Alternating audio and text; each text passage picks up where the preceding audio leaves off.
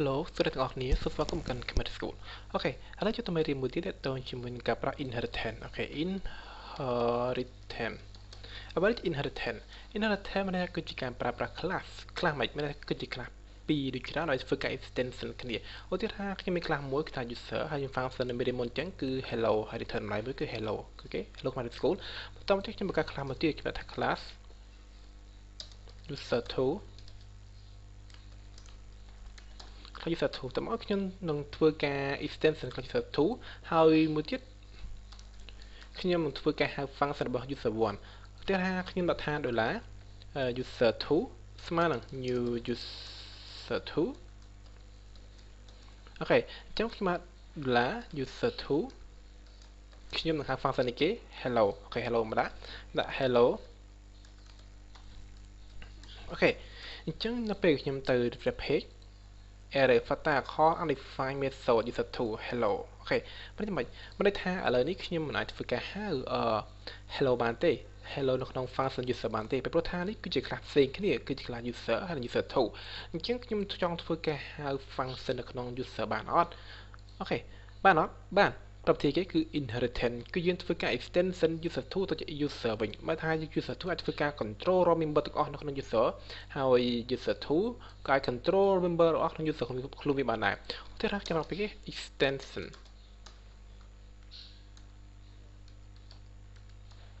extend អូខេ extend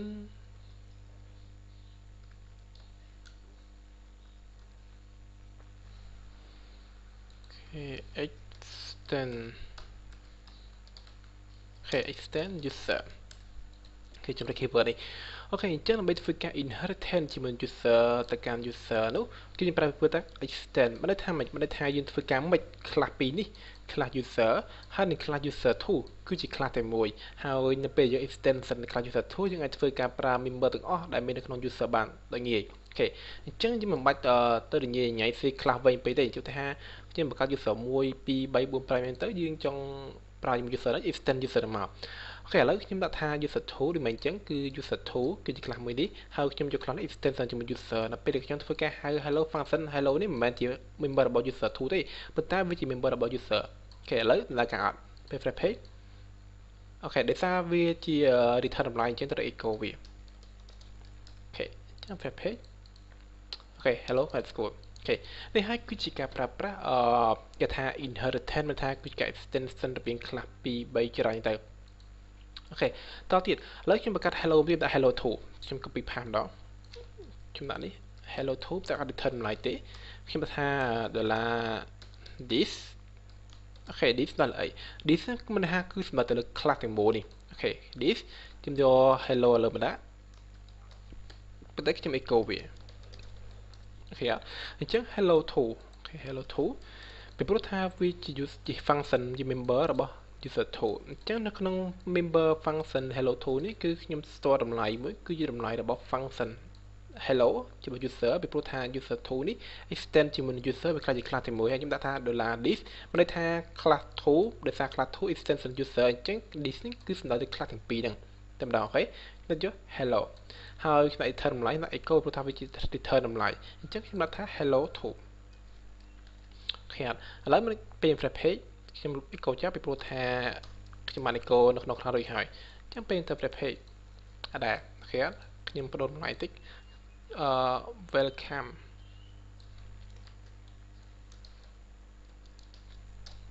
let's go អូខេខ្ញុំទៅ refresh page welcome Khmer to school យើងប្រើ function ទេព្រោះខ្ញុំមកកូននេះគឺខ្ញុំប្រម៉ែគឺនេះទេ welcome Khmer to school អូខេមានចម្ងល់ធ្វើការ comment សួរ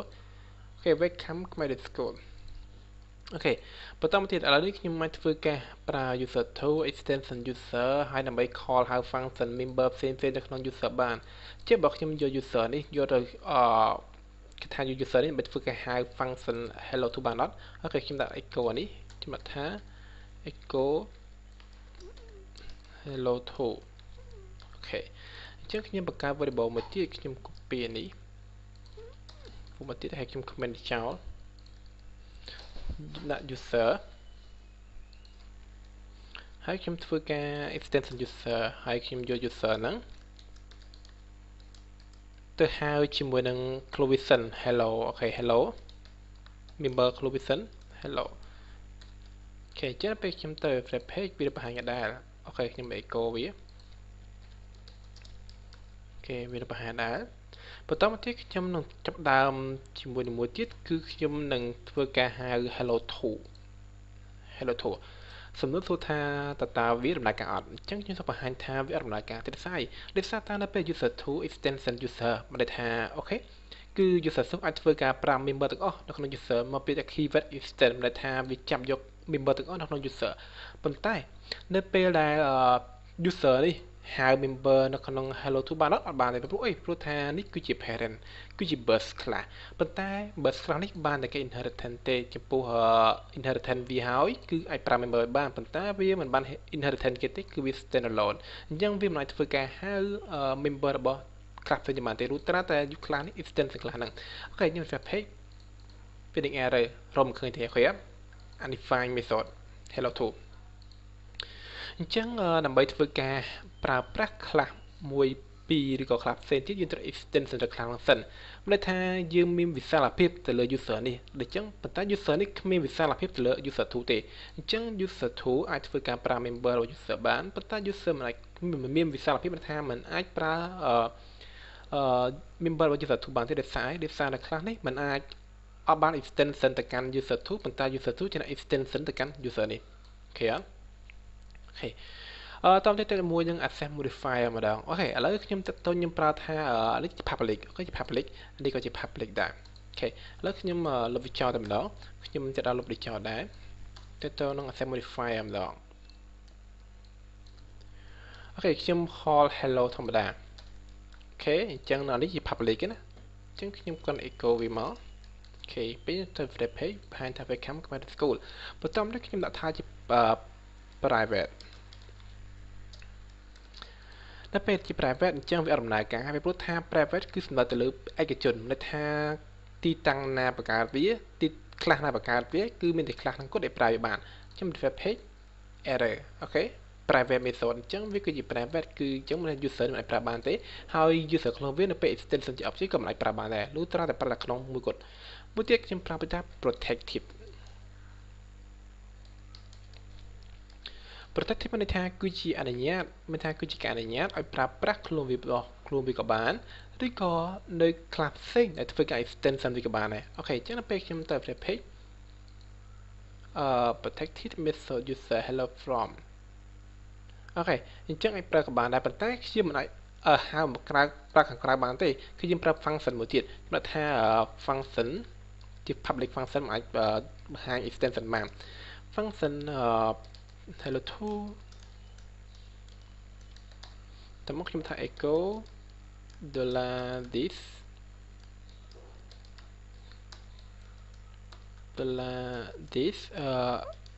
hello អូខេអញ្ចឹងខ្ញុំដាក់ hello to អូខេអត់ឥឡូវជាមួយ template page អូខេ error ខ្ញុំទៅ web page ម្ដងទៀតអូខេ Primary School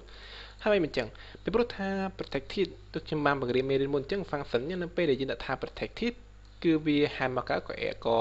file តែ error private ក៏ file តែ error ប៉ុន្តែនៅពេលខ្ញុំដាក់ថា protected ចេះមិនន័យថាវាអនុញ្ញាតឲ្យយើងធ្វើការប្រើក្នុង class ផ្សេងដែលធ្វើការ extension វាមិនន័យថា role member ឬក៏សមាជិករបស់ member នេះរបស់ class នេះគឺអាចប្រើបានដោយសារ user to extension ទៅកាន់ user អញ្ចឹង role inheritant ឬក៏ class ឬក៏ object ផ្សេងៗដែល inheritant ជាមួយនឹង user អញ្ចឹងអាចធ្វើការហៅប្រើបានប៉ុន្តែមិនមែនលក្ខណៈ extension object ហៅមកប្រើ public ដូច public ទេលុះត្រាតែបង្កើត function public មួយដើម្បីធ្វើការផ្ទាល់ទៅនឹង property ទៅនឹង protected function ហ្នឹងអាចធ្វើការបានអូខេ property ក៏ចឹងដែរក៏ប្រើ semifined ចឹងដែរប៉ុន្តែឥឡូវនេះជា protected មិនថាអនុញ្ញាតឲ្យ class ផ្សេងប្រើបានប៉ុន្តែនៅពេលដាក់ថា private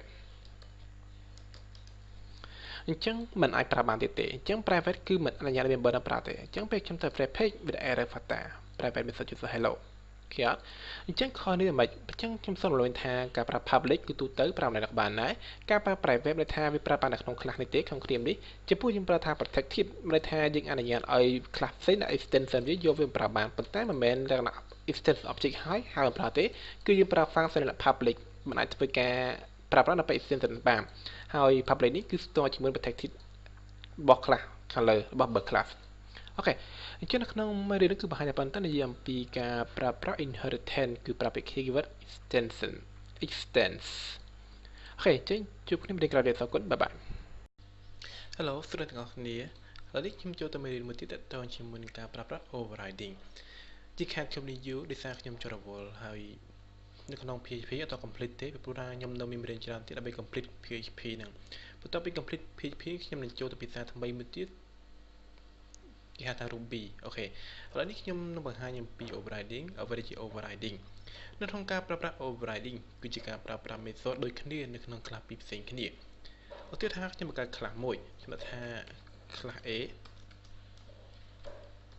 ខ្ញុំបង្កើត method មួយខ្ញុំដាក់ថា function hello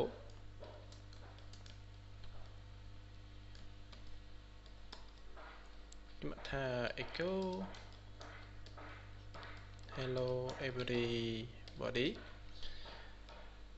អូខេបន្ទាប់មកខ្ញុំបង្កើត class មួយទៀតខ្ញុំដាក់ថា class B ខ្ញុំបង្កើតខ្ញុំ extension